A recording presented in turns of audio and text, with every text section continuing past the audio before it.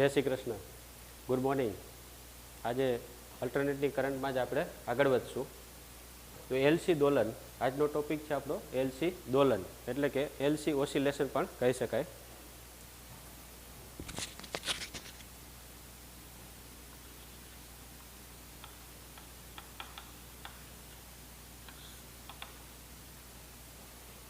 તો સૌ પ્રથમ આપણે સમજશું એલસી દોલનો એટલે શું.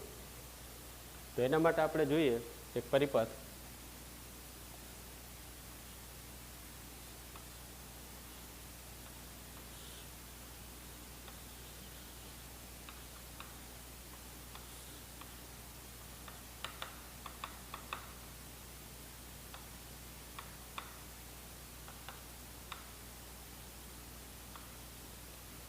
તો આ કેપેસિટર છે, આ ઇન્ડક્ટર છે. કેપેસિટર સાથે ઇન્ડક્ટર જોડેલો છે. તો આ જે પરિપથ છે એલસી પરિપથ છે. હવે કેપેસિટરમાં તમને ખ્યાલ છે કે કેપેસિટરમાં કઈ ઉર્જાનો સંગ્રહ થતો હોય, તો કે વિદ્યુત ઉર્જાનો સંગ્રહ થતો હોય. એટલે કે કેપેસિટર છે વિદ્યુત ઉર્જાનો સંગ્રહ કરી શકે છે અને ઇન્ડક્ટર છે એ ચુંબકી ઉર્જાનો સંગ્રહ કરી શકે છે. હવે કેપેસિટર છે એ વિદ્યુતભારિત છે. જ્યારે ઇન્ડક્ટર સાથે જોડવામાં આવે ત્યારે આ પરિપથ પૂર્ણ થાય અને એને કારણે આ કેપેસિટર પરનો વિદ્યુતભાર ઘટવા માંડે અને એ પરિપથમાં ગતિ કરશે એટલે પ્રવાહ વધતો જશે. પ્રવાહ વધતો જશે એટલે ઇન્ડક્ટરની અંદર ચુંબકી ક્ષેત્ર ઉદ્ભવશે. અને ચુંબકી ક્ષેત્રને કારણે ચુંબકી ફ્લક્સમાં ફેરફાર થશે અને ચુંબકી ફ્લક્સમાં ફેરફાર થાય એને કારણે પ્રેરિત EMF ઉદ્ભવે છે ઇન્ડક્ટરમાં. તો આ આપણે આખું જોવાના છે. તો ખરેખર એલસી દોલન એટલે શું એને આ રીતે આપણે વ્યાખ્યાયિત કરી શકીએ. તો કે એલસી પરિપથમાં આ કેપેસિટર અને આ ઇન્ડક્ટર. તો એલસી પરિપથમાં કેપેસિટર પરનો વિદ્યુતભાર કેપેસિટરની બે પ્લેટ વચ્ચે ઇન્ડક્ટર થકી દોલન કરતો હોય છે. આ ઘટનાને એલસી દોલન કહે છે. પાછું એક વખત, કેપેસિટર પરનો વિદ્યુતભાર ઇન્ડક્ટર થકી એલસી પરિપથમાં કેપેસિટરની બે પ્લેટ વચ્ચે દોલન કરતો હોય છે. આ ઘટનાને એલસી દોલન કહે છે. તો ઇન્ડક્ટર થકી એટલે શું, તો કે ઇન્ડક્ટર દ્વારા. અને કેપેસિટર પરનો વિદ્યુતભાર એટલે આપણે આ જે પ્લસ ને આ બાજુ છે અહીંયા માઇનસ આવશે. તો આ પ્લસ છે, આ માઇનસ. અહીંયા આપણે આ પ્લસ દર્શાવી દીધું, આ માઇનસ દર્શાવી દીધું. તો કેપેસિટર પરનો વિદ્યુતભાર છે એ દોલન કેવી રીતે કરે, તો કે અહીંથી જ્યારે આપણે આ ઇન્ડક્ટર જ્યારે કેપેસિટર સાથે લગાવીએ ત્યારે આમાંથી પ્રવાહ પસાર થશે એટલે કે વિદ્યુતભાર ગતિ કરે છે. હવે વિદ્યુતભાર આ રીતે ગતિ કરશે અને પછી તમને ખબર છે ઇન્ડક્ટર છે એ પ્રવાહમાં થતા ફેરફારનો વિરોધ કરે છે. એટલે પ્રવાહ ઘટી જાય તો વધારે છે અને વધી જાય તો ઘટાડે છે. એટલે કે નિયંત્રિત કરે છે. પ્રવાહમાં થતા ફેરફારનો વિરોધ કરે છે ઇન્ડક્ટર.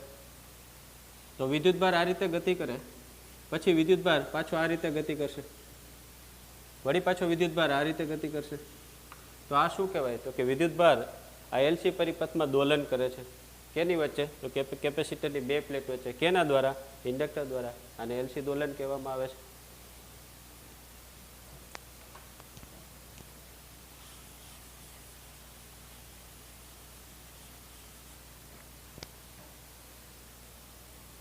હવે આના બે છેડે વિદ્યુત સ્થિતિમાનનો તફાવત VC કહી દઉં. આના બે છેડે વિદ્યુત સ્થિતિમાનનો તફાવત VL કહી દઉં. તો કિર્ચોફનો બંધ ગાળાનો નિયમ આપણે લગાવીએ આ બંધ ગાળા માટે. તો કિર્ચોફના નિયમ પ્રમાણે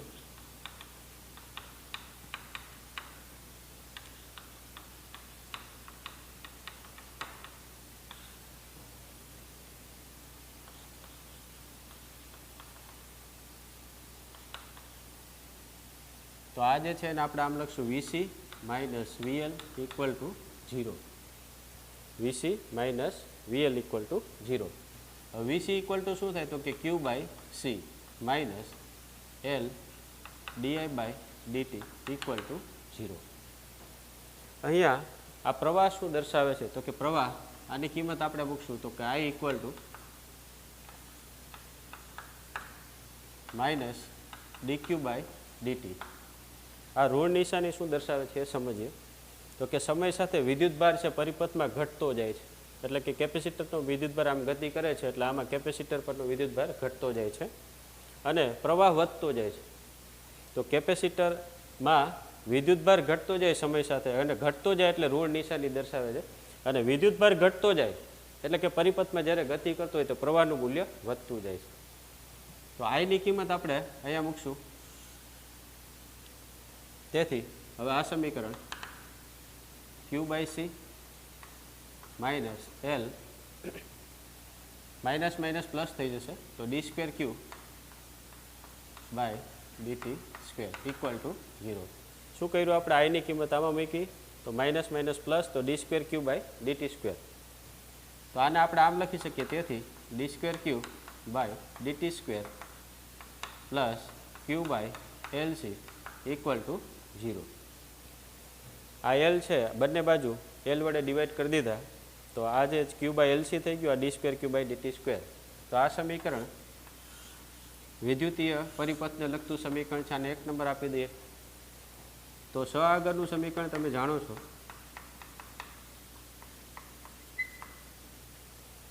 d²x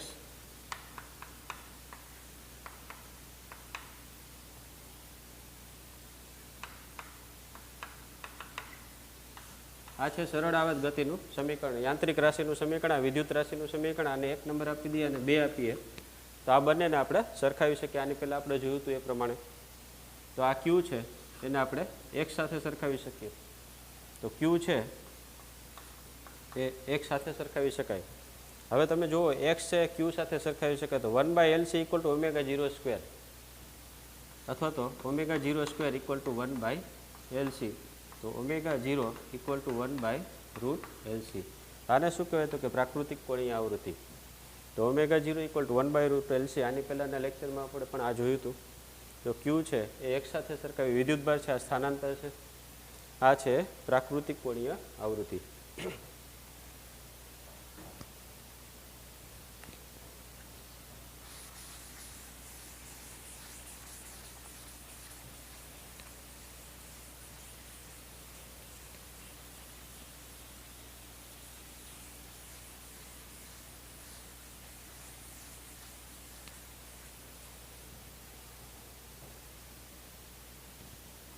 હવે આપણે Q equal to QM cos ω0t plus 5, જે 5 છે કડા અચળાંક છે. તો Q શું દર્શાવે છે? તો કે આ LC પરિપથમાં જે તે સમયે વિદ્યુતભારનું મૂલ્ય Q equal to QM cos ω0t plus 5. QM છે મહત્તમ વિદ્યુતભાર છે. તો હવે t ઇક્વલ ટુ 0 સમય આપણે જોઈએ, અને 3 નંબર આપણે આપી દઈએ. તો t ઇક્વલ ટુ 0 સમયે, t ઇક્વલ ટુ 0 સમય એટલે શું? તો કે હજી આ કેપેસિટર છે એ ઇન્ડક્ટર સાથે જોડાયેલું નથી, એટલે આપણે આ ડિસ્કનેક્ટ કરી દઈએ, આ બંને વચ્ચે કડને બ્રેક કરી દઈએ, તો શું થાય? તો કે કેપેસિટર ઇન્ડક્ટર સાથે સંપૂર્ણ રીતે પરિપથમાં, એટલે કે ક્લોઝ લૂપ થયેલું નથી. તો પરિપથમાં જોડાયેલું નથી. એ સમયે t ઇક્વલ ટુ 0 સમયે કેપેસિટર પર મહત્તમ વિદ્યુતભાર હોય છે. તો t ઇક્વલ ટુ 0 સમયે Q ઇક્વલ ટુ QM ઉપરના સમીકરણમાં મૂકતા,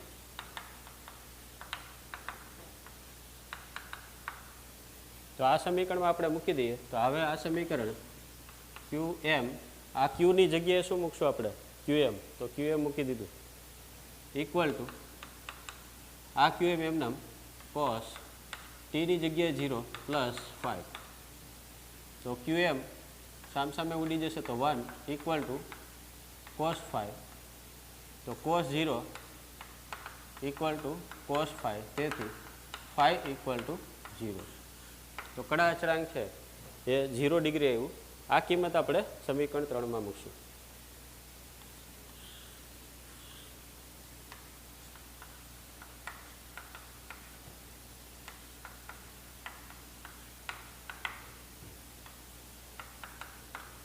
તેથી હવે સમીકરણ 3 આ રીતે બનશે, QM cos ω0t. કારણ કે અહીંયા 5 ઇક્વલ ટુ 0 મૂકો તો ω0t જ વધશે. તો આ સમીકરણ એને આપણે નંબર આપી દઈએ 4. હવે તમને ખ્યાલ છે હમણાં જ આપણે લખેલું હતું કે પ્રવાહ I equal to minus dq by dt. ઋણ નિશાની શું દર્શાવે છે? તો કે સમય સાથે વિદ્યુતભાર પરિપથમાં ઘટતો જાય છે ને પ્રવાહનું મૂલ્ય વધતું જાય છે. તો q ની કિંમત અહીંયા મૂકીએ આપણે, તો minus d by dt qm cos omega 0 t. તો minus d by dt qm કોસનું વિકલન t ની સાપેક્ષ શું થાય? તો કે minus sine omega 0 t into omega 0.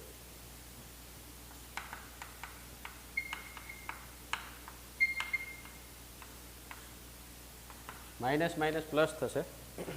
તો આ જે છે અત્યારે મેં જે વિકલન કર્યું એટલે આ નીકળી જશે. આ d by dt cos omega 0 t એટલે શું થઈ ગયું? Minus sine omega 0 t into omega 0. આગળ માઇનસ નિશાની છે, આ પણ માઇનસ નિશાની છે એટલે માઇનસ માઇનસ પ્લસ થશે.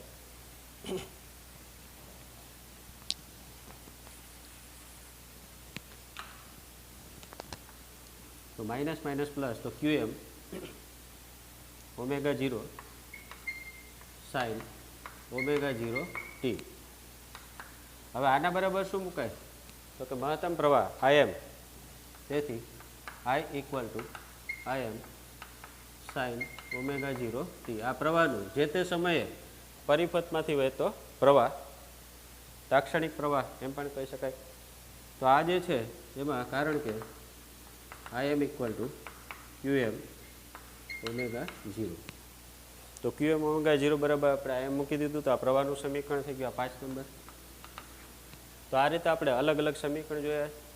જે તે સમયે જ્યારે આપણે આ કણ જોડી દઈએ ત્યારે જે તે સમયે પરિપથમાંથી જે વિદ્યુતભાર છે એની કિંમત Q equal to QM cos omega 0 T plus 5 થશે અને પ્રવાહની કિંમત I equal two IM sign omega 0 T થશે. તો આ ખાસ ધ્યાનમાં રાખજો આ બંને સમીકરણ.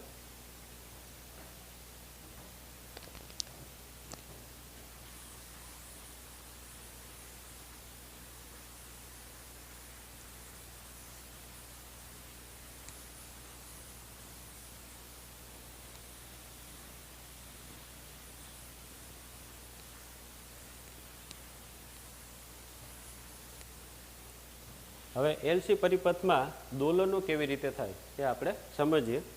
એક પછી એક પરિપથ જોતા જઈએ અને એમાં દોલન કેવી રીતે થાય એ સમજીએ.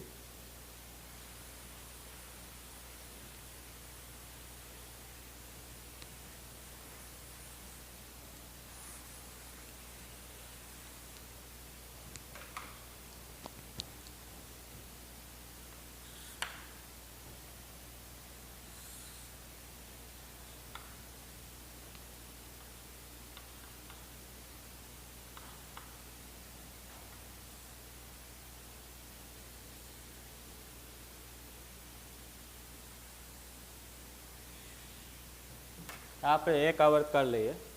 તો એક આવર્તકાળ માટે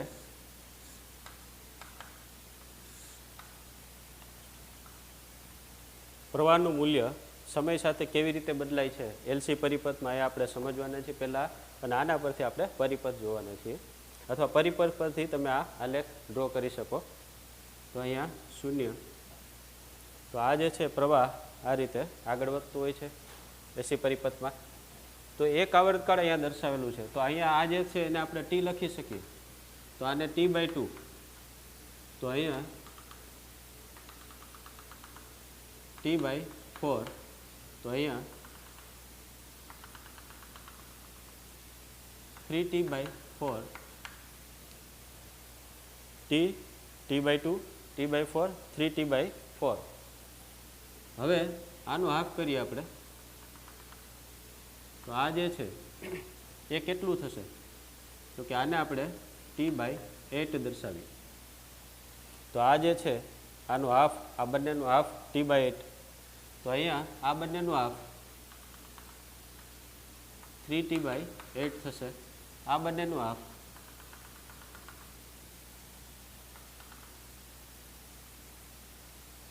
5T/8.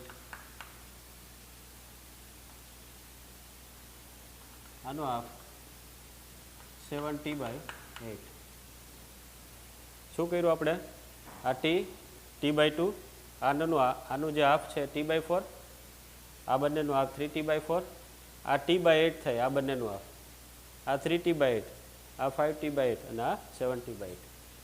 તો આ દરેક સમયે એલસી પરિપથમાં કેવી રીતે વિદ્યુતભાર છે દોલન કરે છે, એલસી દોલન કેવી રીતે થાય પરિપથમાં એ આપણે સમજીએ. તો પહેલી આકૃતિ t=0 સમયે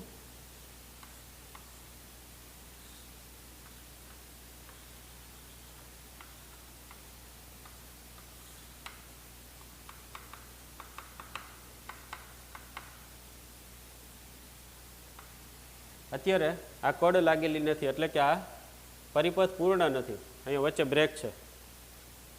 તો અહીંયા આ આકૃતિની અંદર આ t=0 સમયે તમે જોઈ શકો છો, આ t=0 સમયે અહીંથી સ્ટાર્ટ કર્યું આપણે. તો અહીંયા કેપેસિટર છે ફૂલ ચાર્જ છે, કેપેસિટર એ ફૂલ ચાર્જ છે અને ઇન્ડક્ટરમાંથી પ્રવાહ પસાર થતો નથી કારણ કે પરિપથ પૂર્ણ નથી. અને ઇન્ડક્ટરમાંથી જ્યારે પ્રવાહ પસાર થાય નહીં તો ચુંબકી ક્ષેત્ર શૂન્ય હોય છે. શરૂઆત અહીંથી કરીએ કે વિદ્યુતભાર છે એ સંપૂર્ણ ચાર્જ છે અને સંપૂર્ણ ચાર્જ હોય તો વિદ્યુતભાર છે એના પર મહત્તમ હોય, તો ક્યુ મેક્સિમમ આપણે કહી શકીએ.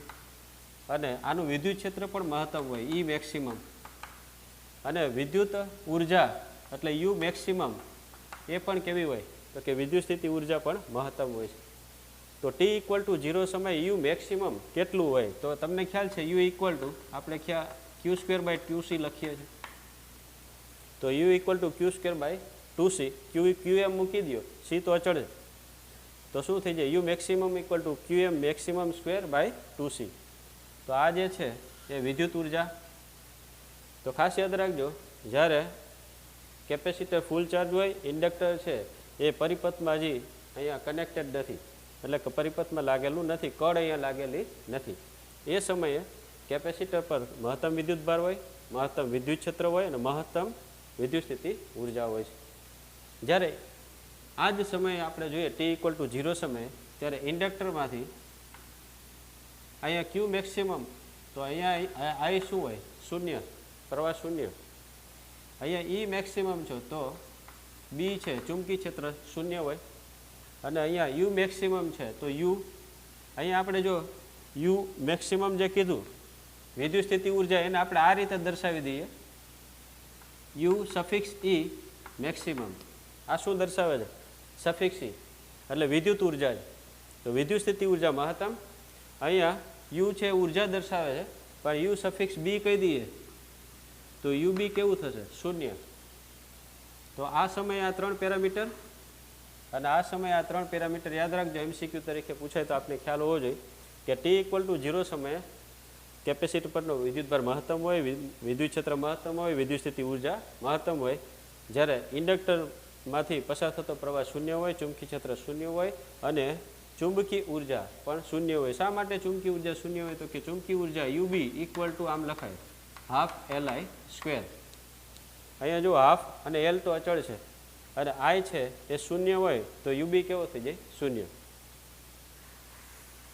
તો આ 3 પેરામીટર એ અહીંયા દર્શાવી શકાય. આ કેપેસિટર માટે અહીંયા લખી શકાય અને આ ઇન્ડક્ટર માટે લખી શકાય. તો t=0 સમયે હજી કડ લાગેલી નથી ત્યારે આપણે આ પોઝિશન જોઈ. હવે એના પછીનો આ જે છે પહેલું જોયું આપણે t=0 સમયે. તો તમે જોઈ શકો છો આની અંદર કે કેપેસિટર છે ફૂલ ચાર્જ છે.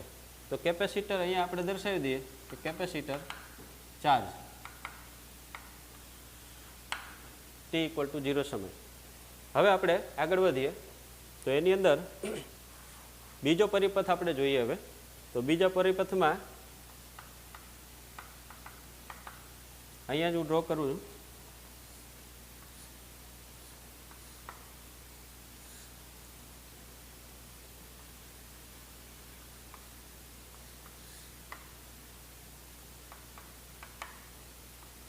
હવે જુઓ આ કડ છે લાગેલી નહોતી, એ કડ આપણે દર્શાવી દીધી. તો શું થશે? તો કે વિદ્યુતભાર ગતિ કરશે ને વિદ્યુતભાર જ્યારે ગતિ કરે પરિપથમાં ત્યારે પ્રવાહ રચાય.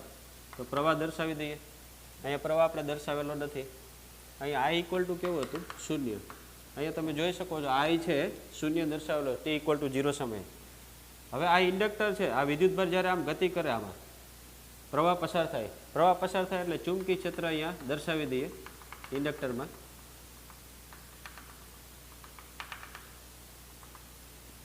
તો આ જે છે એ આપણે ચુંબકી ક્ષેત્ર દર્શાવી દીધું.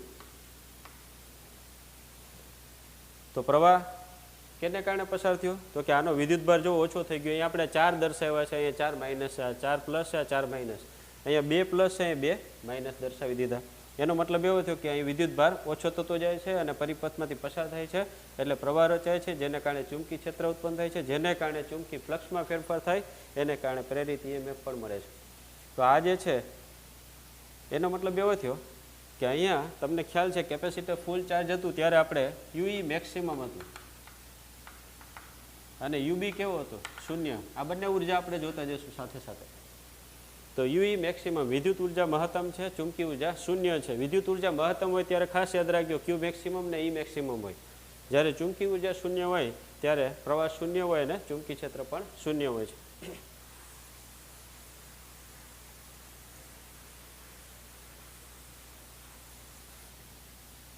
આ T = 0 સમયે પેલું આપણે જોયું. હવે આ જે બીજું જોઈએ છે એના પછીનો સમય T = T/8. તો આ છે બીજું T = T/8 સમય. તમે જોઈ શકો છો કે અહીંયા જ્યારે કળ લગાવીએ તો અમુક જે વિદ્યુત ઉર્જાનું શેમાં રૂપાંતર થયું? ચુંબકી ઉર્જામાં.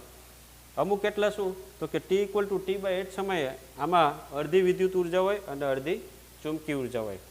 તો વિદ્યુત ઉર્જાનું શેમાં રૂપાંતર થયું? ચુંબકી ઉર્જામાં.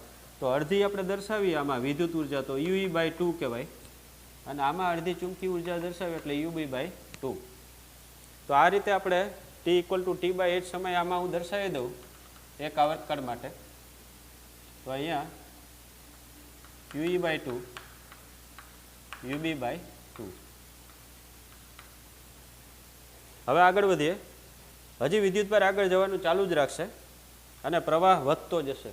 પ્રવાહ વધતો જશે તો કોઈ એક સમય હવે ત્રીજો પરિપથ ડ્રો કરું છું.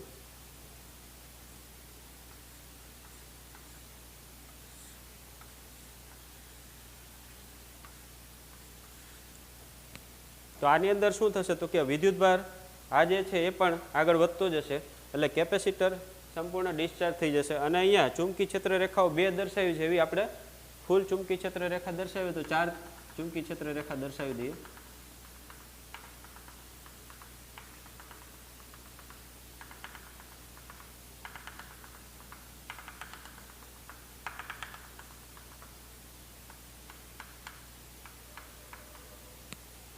તો તમે જોઈ શકો છો અહીંયા કે અહીંયા 2 ચુંબકી ક્ષેત્ર રેખા દર એટલે કે વિદ્યુત ઉર્જાએ આફ હતી અને ચુંબકી ઉર્જાએ આફ હતી. અહીંયા જોઈ શકો છો કેપેસિટર સંપૂર્ણપણે ડિસ્ચાર્જ થઈ ગયું. હવે વિદ્યુતભાર કેપેસિટરમાં રહેલો નથી. વિદ્યુતભાર ગતિ કરીને આમ આગળ વધે છે તો પ્રવાહ વધતો જાય ને પ્રવાહ વધતો જાય એટલે આ મેક્સિમમ આપણે એટલે કે IM દર્શાવી દઈએ મહત્તમ પ્રવાહ. મહત્તમ પ્રવાહને કારણે ઇન્ડક્ટરની અંદર ચુંબકી ક્ષેત્ર મહત્તમ થઈ ગયું અને ચુંબકી ક્ષેત્ર મહત્તમ થઈ ગયું એટલે ચુંબકી ઉર્જા પણ મહત્તમ થાય અને વિદ્યુત ઉર્જા કેવી થાય? વિદ્યુત ઉર્જા 0 થાય. તો એનો મતલબ એવો થયો કે T = આ કયો સમય હતો? T/8. T/8 પછી કયો છે? T/4. તો T = T/4 સમયે આ ત્રીજો પરિપથ આપણે જોયું. તો T = T/4 સમયે શું થયું? તો કે અહીંયા કેપેસિટર ડિસ્ચાર્જ થયું, સંપૂર્ણપણે ડિસ્ચાર્જ. કેપેસિટર ડિસ્ચાર્જ થાય ત્યાં શું હોય? તો કે UB મેક્સિમમ હોય, પ્રવાહ મહત્તમ હોય. UE કેવો હોય? 0 હોય. શા માટે? વિદ્યુતભાર જ નથી આમાં. તો આ જે છે આપણે આ સમયે જોયું T = T/4 સમયે. અને હવે આપણે T = 3T/8 સમયે પરિપથ કેવો આવે એ આપણે સમજીએ. હવે આના પછીનો પરિપથ એ હું અહીંયા ડ્રો કરું છું.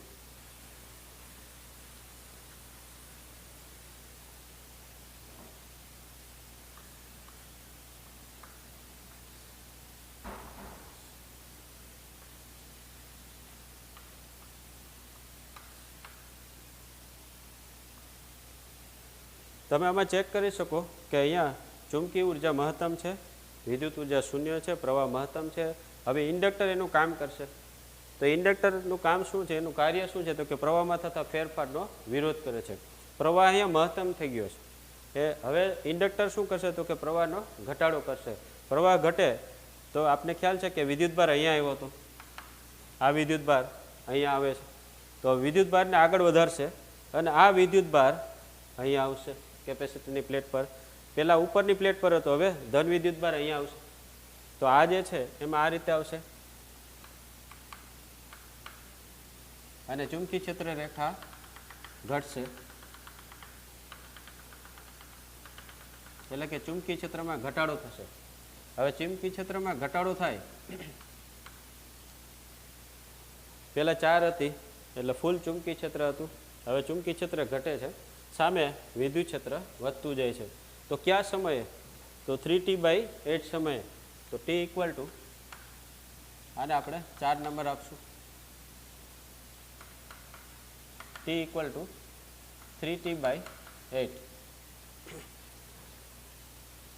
તો પહેલાં આપણે આજે એક T ઇક્વલ ટુ 0 સમયે, T/8, T/4, 3T/8 આ સમયે જોયું. તો આની અંદર તમે ચેક કરી શકો કે વિદ્યુત ઉર્જા અને ચુંબકી ઉર્જા સમાન રીતે વહેંચાઈ જાય છે, એટલે ડિવાઈડ થાય છે. એટલે કે વિદ્યુત ઉર્જા UE/2 અને ચુંબકી ઉર્જા UB/2. તમે આમાં ખાસ નોંધવું હશે કે આપણે આજે પ્રવાહમાં થતા ફેરફારનો વિરોધ કરે છે ઇન્ડક્ટર, એટલે વિદ્યુતભાર આ રીતે ગતિ કરીને આ પ્લેટ પર આવે છે. શરૂઆતમાં તમને ખબર છે ધન વિદ્યુતભાર ઉપર હતો, હવે ધન વિદ્યુતભાર નીચે આવે છે. એનો મતલબ એવો થયો કે કેપેસિટર પરની પોલારિટી બદલાય છે. પોલારિટી એટલે શું, તો કે ધ્રુવીયતા.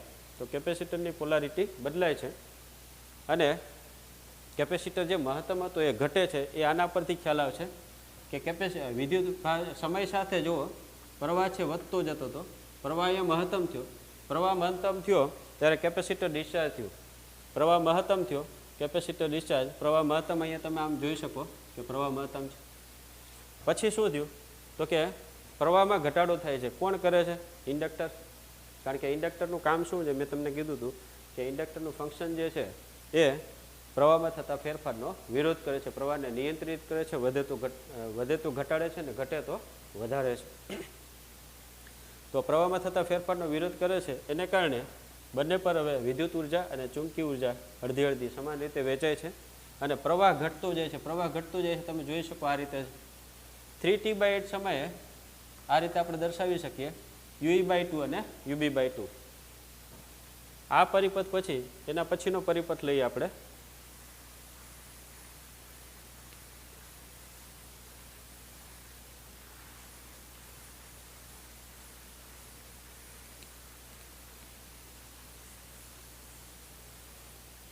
આપણે આ સમય લઈ લીધો T ઇક્વલ ટુ T/2 સમયે શું થશે,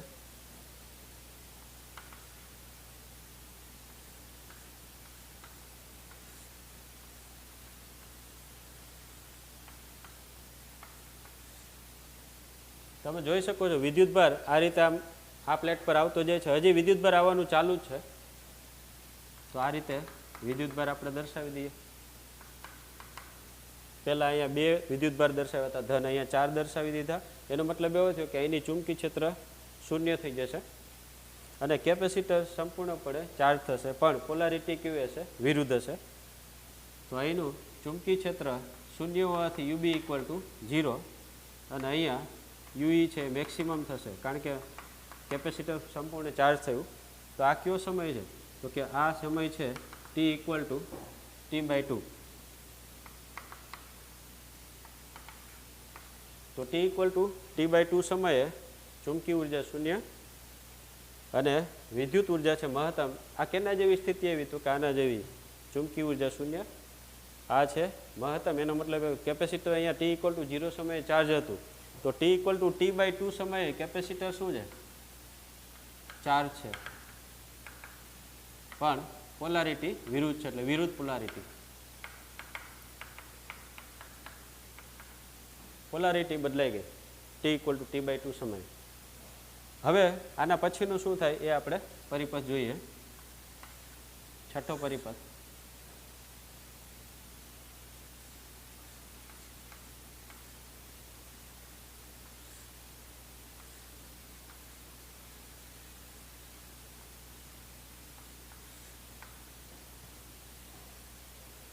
આ પોલારિટી બદલાઈ ગઈ. હવે ઇન્ડક્ટર એનું કામ કરશે. ઇન્ડક્ટરમાં જો પ્રવાહ કેવો થઈ ગયો? શૂન્ય. પ્રવાહ શૂન્ય થઈ ગયો. પ્રવાહ જે આગળ જતો હતો એ પ્રવાહ કેવો થયો? શૂન્ય થઈ ગયો. અહીંયા પ્રવાહ હતો, પ્રવાહ વધતો હતો. તો અહીંયા તમે જોઈ શકો કે આપણે ચુંબકી ઉર્જા શૂન્ય છે, મતલબ પ્રવાહ શૂન્ય છે. વિદ્યુત ઉર્જા કેવી છે? મહત્તમ છે. હવે ઇન્ડક્ટર શું કામ કરશે?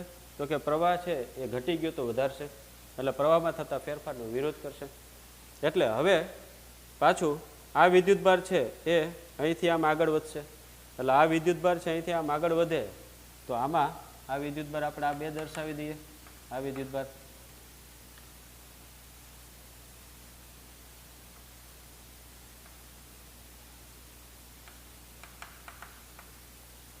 આ ચાર હતા એના બે દર્શાવી દીધા. એનો મતલબ એવો થયો વિદ્યુતભાર ગતિ કરે છે. પ્રવાહ પેલા ડાયરેક્શન પ્રવાહની કઈ હતી? પ્રવાહની ડાયરેક્શન આપણે જોયું હતું કે પ્રવાહ આ રીતે આમ આગળ વધતો હતો. હવે પ્રવાહની ડાયરેક્શન ઉલટી થઈ ગઈ. તો તમે આમાં પણ જોઈ શકો કે પ્રવાહની ડાયરેક્શન ઉલટી થઈ ગઈ. તો પ્રવાહ આ રીતે આગળ વધે છે, વિદ્યુતભાર આ રીતે ગતિ કરે છે. તો અહીંયા ચુંબકી ક્ષેત્ર જોવા મળશે તમને.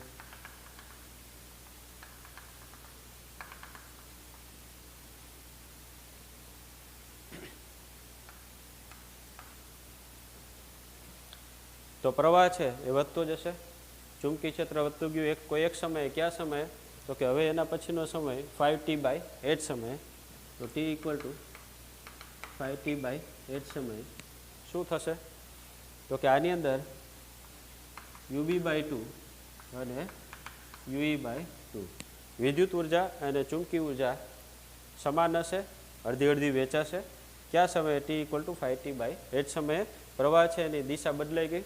પ્રવાહની દિશા બદલાણી આપણે જોઈ શકીએ છીએ કે આ બાજુ પ્લસ છે, આ બાજુ કેવું છે? માઇનસ છે. પ્રવાહની દિશા બદલાઈ ગઈ. તો આ સમયે આપણે આમ લખી શકીએ કે UE/2 અને UB/2 કયા સમયે? 5t/8 સમય. અહીંયા દર્શાવી દીધું. હવે આના પછીનો 7મો પરિપથ. એટલે પરિપથ છે એની અલગ જુદી જુદી કન્ડિશન આપણે જોતા જઈએ છીએ કે 7મી પોઝિશનની અંદર શું થશે? તો કે હજી વિદ્યુતભાર આમાંથી આમ આગળ આવવાનું ચાલુ થશે. આનું ચુંબકી ક્ષેત્ર વધશે, આનું વિદ્યુત ઉર્જા છે એ ઘટીને શૂન્ય થઈ જશે. એટલે કેપેસિટર અહીંયા ડિસ્ચાર્જ થઈ જશે.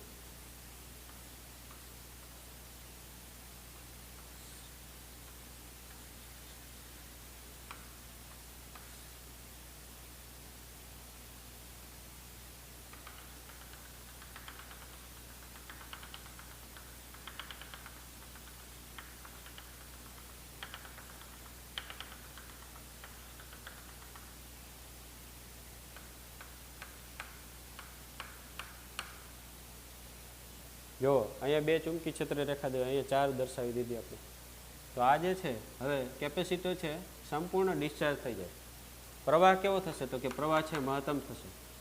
તો UB કેવો થશે? મેક્સિમમ, મહત્તમ ચુંબકી ક્ષેત્ર ઉર્જા અથવા તો મહત્તમ ચુંબકી ઉર્જા હશે. અહીંયા વિદ્યુત ઉર્જા કેવી હશે? શૂન્ય હશે. કેપેસિટર કેવું થઈ ગયું? ડિસ્ચાર્જ. તો એનો મતલબ એવો થયો ઉલટી ડાયરેક્શનમાં અહીંયા આજે આપણે ટોચ દર્શાવી છે ત્યાં પ્રવાહ કેવો થયો? ઉલટી ડાયરેક્શનની અંદર મહત્તમ થયું. તો ઉલટી ડાયરેક્શનની અંદર આ પ્રવાહ છે મહત્તમ છે. અને અહીંયા કેપેસિટર જે રીતે આમાં ડિસ્ચાર્જ થયું હતું એ જ રીતે કેપેસિટર ડિસ્ચાર્જ થાય. તો આ કયો સમય છે? અહીંયા તમે જોઈ શકો આ જે આપણે જોયો હતો સમય 7 નંબર, તો એ કયા સમયે UB મેક્સિમમ અને કેપેસિટર ડિસ્ચાર્જ એ સમય આપણે લખી નાખીએ તો 3t/4, કારણ કે 5t/8 તો આપણે લઈ લીધો તો આ સમય. એના પછીનો સમય આવશે 3t/4. તો આ 7મો t = 3t/4 સમય. આ સ્થિતિ છે તો t = 3t/4 સમય. હવે એના પછી આ સમયે શું થશે? 7t/8 સમયે.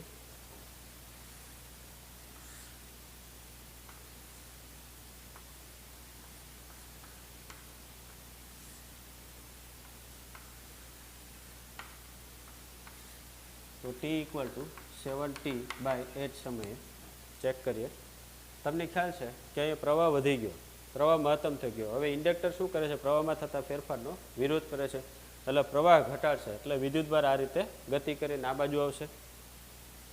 તો આ વિદ્યુતભાર આ બાજુ આવે છે, તો અહીંયા ચુંબકી ક્ષેત્ર ઘટી જશે.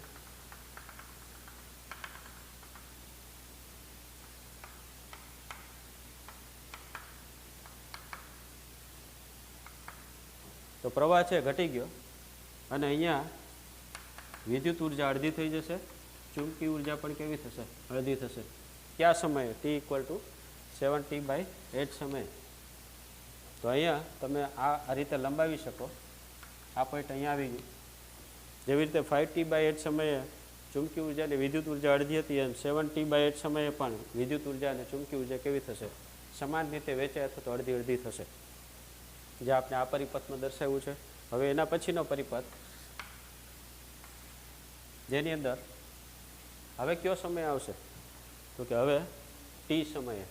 તો t સમયે હજુ જુઓ, આ જે છે એનો વિદ્યુતભાર હતો એ આમ જવાનું ચાલુ જ રાખશે, એટલે કેપેસિટર સંપૂર્ણપણે ફૂલ ચાર્જ થશે અને આમાંથી ચુંબકી ક્ષેત્ર રેખા નીકળી જશે, એટલે ચુંબકી ક્ષેત્ર શૂન્ય થશે.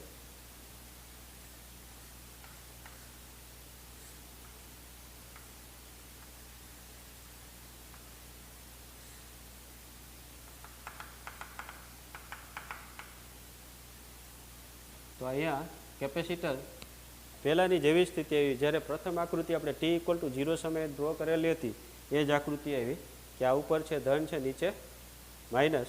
તો આ છે પ્લસ ને આ માઇનસ કહી શકાય. આ ઇન્ડક્ટર છે એમાં જુઓ, પ્રવાહ પણ હવે શૂન્ય થઈ ગયો અને પ્રવાહ શૂન્ય થાય તમને ખબર છે તો આની ઉર્જા UB કેવી થશે? શૂન્ય. અને વિદ્યુત ઉર્જા મહત્તમ હશે, UE મેક્સિમમ. તો આ જ દર્શાવે છે જો UE મેક્સિમમ, UB શૂન્ય. અને પહેલાં જેવી જ પોલારિટી આવી ગઈ. તો અહીંયા આ કયા સમયે? તો t = t સમયે.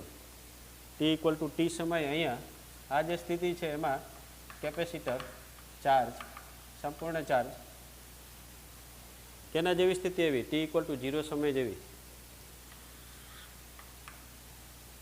તો આ રીતે એક આવર્તકાળ માટે LC પરિપથમાં પ્રવાહ સમય સાથે કેવી રીતે બદલાય છે એ આપણે પરિપથમાં પણ જોયું, અને એ સાથે સાથે એ પણ જોયું કે વિદ્યુત ઉર્જા અને ચુંબકી ઉર્જામાં કેવા ફેરફારો થાય છે.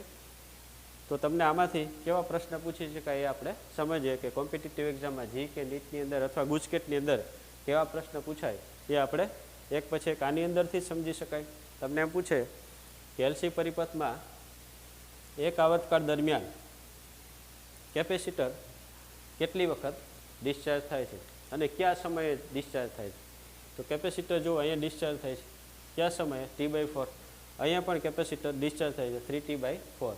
એના પછીનો બીજો પ્રશ્ન એવી પૂછી શકે કે એક આવર્તકાળ દરમિયાન વિદ્યુત ઉર્જા અને ચુંબકી ઉર્જા કેટલી વખત અડધી અડધી થાય છે તો સમાન રીતે વેચાય છે ને કયા કયા સમયે? તો તમે જોઈ શકો છો કે UE/2 UB/2 t = t/8 સમયે અને t = 3t/8 સમયે, એટલે આ બે વખત. અને અહીંયા બે વખત 5t/8 અને 7t/8 અહીંયા પણ વિદ્યુત ઉર્જા ચુંબકી ઉર્જા અડધી અડધી, એટલે એક આવર્તકાળ દરમિયાન 4 વખત અડધી થાય છે. કયા કયા સમયે મેં કહી દીધું? t/8, 3t/8, 5t/8 અને 7t/8 સમયે. તો આવા પ્રશ્ન તમને આ જે જો આપણે આ તરંગ ડાયાગ્રામ યાદ રાખેલો હોય તો આપણે સરળતાથી જવાબ આપી શકાય. અને આના માટે એક બીજી પણ આપણે કોમ્પિટિટિવ એક્ઝામમાં પ્રશ્ન પૂછાય તો સરળતાથી અને ઝડપથી કેવી રીતે ઉકેલ લાવી શકીએ એ આપણે સમજીએ. પ્રશ્ન આ રીતે હોય, ક્વેશ્ચન: LC પરિપથમાં કયા સમયે સંગ્રહિત ઉર્જા પહેલું C માં સંપૂર્ણપણે વિદ્યુત ઉર્જા સ્વરૂપે, વિદ્યુત ઉર્જા સ્વરૂપે C માં એટલે શું? કેપેસિટરમાં સંપૂર્ણપણે વિદ્યુત ઉર્જા સ્વરૂપે જોવા મળે. તો એનું જે શોર્ટ કી હું દર્શાવું છું તો t = nt/4 2 જ્યાં n equal to 0 1 2 3 and so on. તો આ જે છે સમીકરણ યાદ રાખજો. તો અહીંયા આપણે આમ દર્શાવી શકીએ ટી ઇક્વલ ટુ પહેલાં 0 મૂકો, પછી અહીંયા 1 મૂકો તો t equal to t by 2, પછી અહીંયા 2 મૂકો તો ટી ઇક્વલ ટુ ટી. તો આ રીતે આપણે આમ ડાયરેક્ટ દર્શાવીએ તો આ 0, પછી 1 મૂકો તો ટી બાય 2, પછી 2 મૂકો તો ટી, પછી 3 મૂકો તો 3t બાય 2. આ રીતે. બીજું, ઇન્ડક્ટરમાં એટલે કે એલમાં સંપૂર્ણપણે ચુંબકી ઉર્જા સ્વરૂપે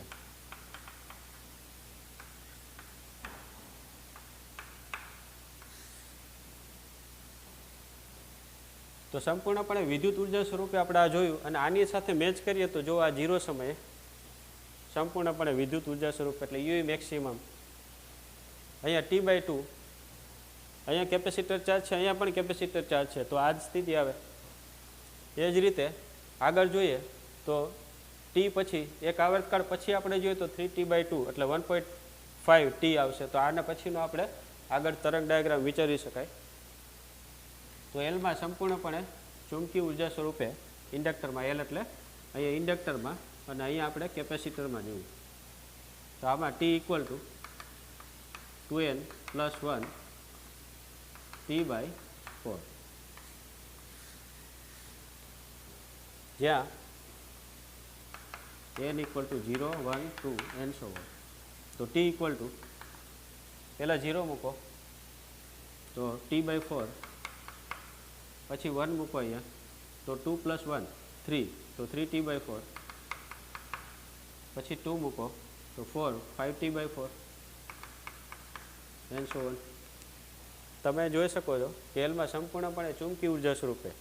તો ટી બાય 4 સમયે ચેક કરો, કેપેસિટર ડિસ્ચાર્જ છે. કેપેસિટર જ્યારે ડિસ્ચાર્જ હોય ત્યારે ઇન્ડક્ટરમાં તમને ખબર છે કે 4 આપણે ચુંબકી ક્ષેત્ર રેખા દર્શાવતા હતા. તો ચુંબકી ઉર્જા છે મહત્તમ હોય છે. તો ચુંબકી ઉર્જા સંપૂર્ણપણે ચુંબકી ઉર્જા સ્વરૂપે એટલે ચુંબકી ઉર્જા મહત્તમ હોય ઇન્ડક્ટરમાં કયા સમયે? T by 4, 3t by 4, 5t by 4. તો આપણે અહીંયા ટી બાય 4 સમયે જ્યારે ચુંબકી ઉર્જા મહત્તમ હોય ત્યારે તમને ખબર છે વિદ્યુત ઉર્જા શૂન્ય હોય છે, અને વિદ્યુત ઉર્જા શૂન્ય હોય ત્યારે કેપેસિટર ડિસ્ચાર્જ હોય, જે આપણે ટેલી કરી શકીએ છીએ. હવે ત્રીજું, એલ અને સીમાં સમાન રીતે વહેંચાય અથવા અડધી અડધી થાય.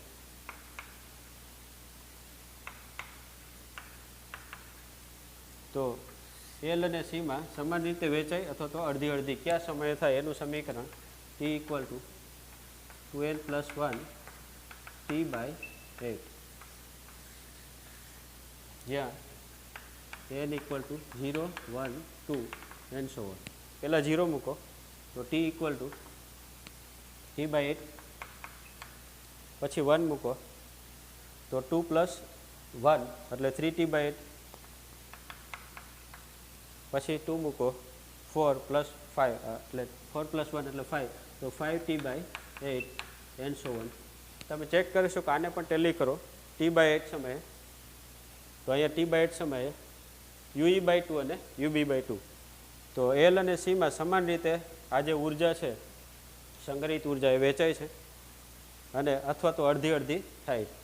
તો સમાન રીતે વેચાય અથવા તો અડધી અડધી ક્યાંક સમય થાય ટી બાય 8 સમયે. બીજું શું જોયું તો આપણે 3t બાય 8 સમયે જુઓ યુઈ બાય 2 યુબી બાય 2. એ જ રીતે 5t બાય 8 સમયે અહીંયા જુઓ યુઈ બાય 2 યુબી બાય 2.